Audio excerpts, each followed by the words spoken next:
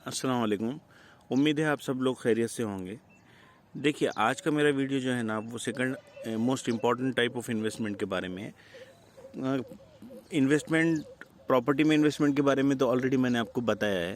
Plot और flats के बारे में, कहाँ पे ख़रीदना चाहिए, कब ख़रीदना चाहिए, किस लोकेलिटी में ख़रीदना चाहिए, उसके एडवांटेजेस और डिसएडवांटेजेस क्या है, वो सब बातें मैं आपको डिटेल में ऑलरेडी मेरे प्रीवियस वीडियो में बता चुका हूँ। अभी आज का वीडियो जो है ना वो गोल्ड में इन्वेस्टमेंट के बारे में। देखिए, आप सब लोग जानते ही हैं ना कि गोल्ड जो है ना वो सदियों से चला आ रहा है। मतलब it is being used as currency since many centuries बोलेंगे तो चलेगा। और ये बहुत से कन्फ्लिक्ट्स का कारण भी है। बहुत से झगड़े, लफड़े, टंटे, ये सब गोल्ड की वजह से होते रहते हैं दुनिया में। गोल्ड का एक इम्पॉर्टेंट पॉइंट क्या है पता है आप लोगों को? गोल्ड की एक अपनी इंट्रिंसिक वैल्यू है। Intrinsic value in the sense, gold जो है ना वो अपने आप में इंपॉर्टेंट है। जैसे अभी देखो, अगर आपके पास 2000 रुपये की नोट है तो उसका कोई ऐसा एक्चुअल में इंट्रिंसिक वैल्यू कुछ भी नहीं है। वो एक कागज़ का टुकड़ा है। Unless and until it is backed and guaranteed by government ना, उसका कोई वैल्यू नहीं रहता है। अभी हम लोगों ने देखा डीमोनेटाइजेशन के टाइम पे कि अभी पुराने जो नोट्स थे वो रातों रात यूजलेस हो गए ना।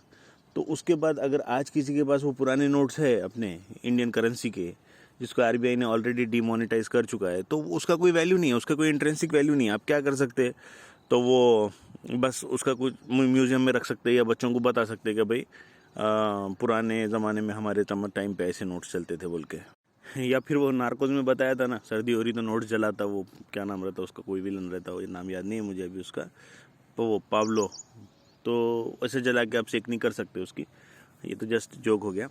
खैर, बहरहाल अब हम लोग जो है ना अपने मुद्दे पे आते हैं कि भाई गोल्ड एज ए इन्वेस्टमेंट, उसके क्या बेनिफिट्स है, एडवांटेजेस, डिसएडवांटेजेस क्या है उसके बारे में मैं आपको डिटेल में बताता हूँ। तो देखिए, अगर आपके पास एक्स्ट्रा पैसे रखे हैं ना तो आप उसमें प्लॉट या फ्लैट अगर नहीं ले सकते, समझो किसी रीज़न से, या तो ज़मीन महंगी रहती है, आपके पास उतना पैसा नहीं है, तो फिर आप गोल्ड में इन्वेस्टमेंट के बारे में सोच सकते हैं। समझो, अभी मैं आपको गोल्ड एज ए इन्वेस्टमेंट, हाँ, नॉट एज ए मतलब यूज़ करने के लिए जो गोल्ड हम लेते हैं, समझो हार वगैरह, उसके बारे में नहीं बात कर रहा हूँ मैं। गोल्ड एज ए इन्वेस्टमेंट की बात कर रहा हूँ।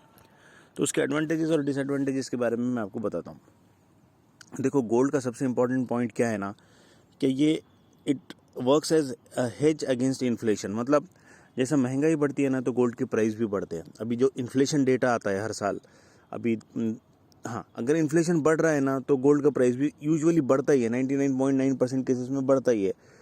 तो अभी अगर महंगाई बढ़ती है, इन्फ्लेशन बढ़ता है ना, तो स्टॉक प्राइसेस कम होते हैं, शेयर मार्केट गिर जाता। अभी अमेरिका का इन्फ्लेशन डेटा आया था, जो कि इन्फ्लेशन बहुत बढ़ गया था अमेरिका में ना, तो उस दिन अमेरिका के शेयर मार्केट पूरे गिर गए। और अमेरिका की नहीं, अमेरिका के share market followed by every other share market in the world, वो सब गिर गए समझो। तो क्या होता है ना, इन्फ्लेशन बढ़ता है ना तो स्टॉक प्राइजेस, शेयर प्राइजेस कम होते हैं। अगर हम लोगों ने स्टॉक मार्केट में अगर हेवी इन्वेस्टमेंट करके रखा है ना, तो जैसे ही इन्फ्लेशन डेटा आता है, इन्फ्लेशन अगर बढ़ता है ना तो स्टॉक प्राइस कम होते हैं, लेकिन गोल्ड का प्राइस बढ़ता है।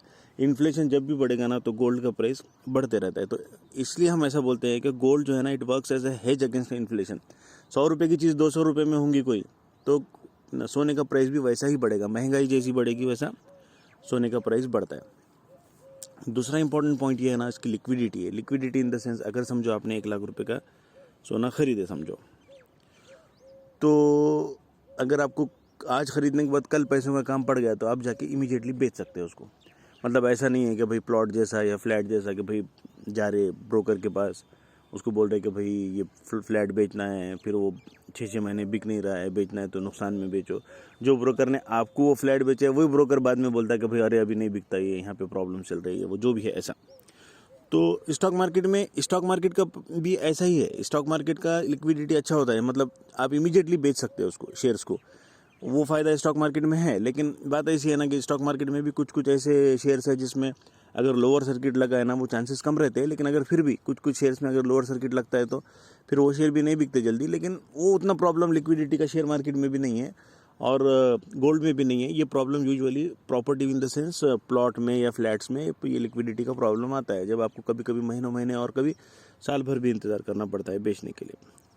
और तीसरी बात ये है ना कि डाइवर्सिफिकेशन हो। मतलब अगर आप अपना पूरा पैसा अगर स्टॉक मार्केट में लगा दिए समझो, और अगर अचानक से स्टॉक मार्केट गिर गया, जो कभी अभी जैसा कोविड आया था अचानक से गिर गया, 2008 में गिर गया ये स्टॉक मार्केट, वो लेहमन ब्रदर्स का जो क्राइसिस था उसमें, या 1992 में हर्षद मेहता का जो स्कैम हुआ था उसमें स्टॉक मार्केट गिर गया। अभी ये 50-50, 60-60% गिर जाता। अभी सत्यम का जो घोटाला हुआ था उसमें रातों रात शेयर के प्राइस 10-20% तक हो गए थे, मतलब 80-80% टूट गया था शेयर सत्यम का।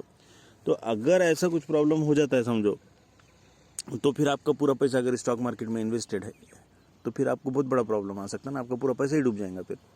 तो फिर डाइवर्सिफिकेशन के लिए भी एक गोल्ड अच्छा इन्वेस्टमेंट है। मतलब आपने थोड़ा पैसा स्टॉक में, थोड़ा पैसा प्रॉपर्टी में और थोड़ा पैसा गोल्ड में ऐसे डाइवर्सिफाई करके रखा ना, तो एक जगह नुकसान हो तो दूसरी जगह फ़ायदा हो सकता है, तो आप दिवालिया होने से बच सकते हैं समझो।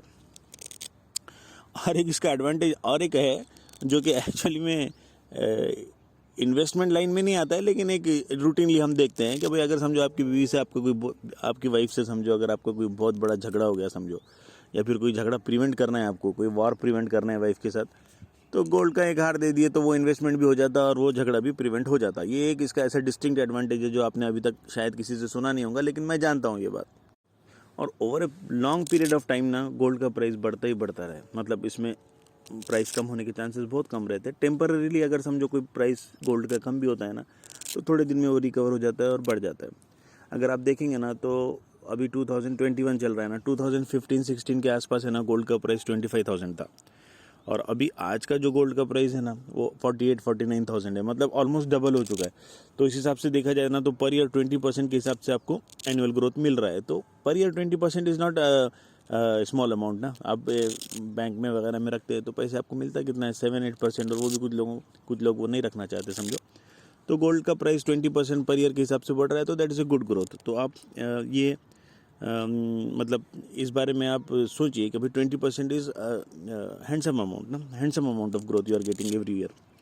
और उसके बाद इंडिया में तो हमारे मुल्क में तो लोग सोने के मतलब ऑलमोस्ट दीवाने हैं बोले तो चलेंगे। हर चीज़ में उनको सोना ही चाहिए, हर चीज़ में उनको सोना ही चाहिए। तो इस हिसाब से gold is a good commodity, at least in the context of Indian सब कॉन्टिनेंट। गोल्ड हमेशा प्राइस उसका बढ़ने वाला है, कुछ प्रॉब्लम नहीं है इधर। तो देखा जाए तो गोल्ड के सभी पॉजिटिव पॉइंट है, इसमें निगेटिव पॉइंट्स बहुत कम है, लेकिन है इसमें निगेटिव पॉइंट्स मतलब उतने बड़े नहीं है, लेकिन है स्मॉल प्रॉब्लम्स इसके साथ। ये है ना, पैसिव इन्वेस्टमेंट नहीं है। मतलब जैसे कि अगर आपने 1 लाख रुपए के शेयर्स खरीदे, थोड़े दिन के बाद उसका प्राइस 1,20,000 रुपये हो गया ना, आप 20,000 रुपये के शेयर बेच सकते हो और आपका जो कैपिटल है वो वैसे फिर से इन्वेस्टेड रख सकते।